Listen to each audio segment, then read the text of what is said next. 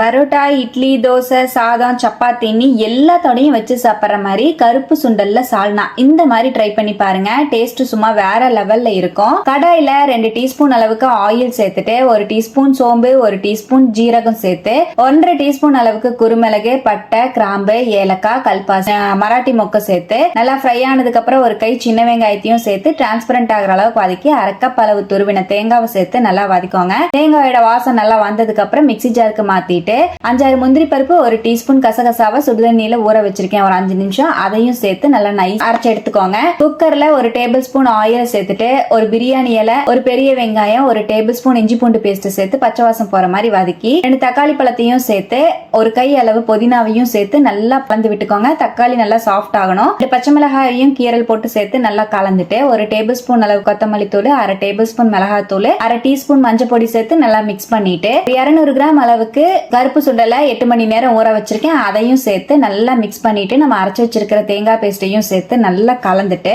3 cup அளவுக்கு mixie jar அலசி தண்ணி சேர்த்து நல்லா கலந்து தேவையான அளவுக்கு உப்பு, ஒரு 1.5 டீஸ்பூன் அளவுக்கு உப்பு சேர்த்து நல்லா மிக்ஸ் பண்ணிட்டு குக்கர் மூடி போட்டு 6-7 விசில் விட்டு இறக்கி நறுக்குன மல்லித்தலையை சேர்த்துட்டு நல்லா கலந்து விட்டுட்டு சுட சுட இட்லி, தோசை, சாதம், சப்பாத்தி, பரோட்டான்னு எல்லாத்தோடையும் வச்சு சாப்பிட்டு பாருங்க. செம்ம அல்டிமேட்டா இருக்கும். ட்ரை பண்ணிட்டு எப்படி வந்ததுன்னு கமெண்ட்ல ஷேர் பண்ணிட்டு நம்ம பேஜையும் ஃபாலோ பண்ணிக்கோங்க. தேங்க்யூ.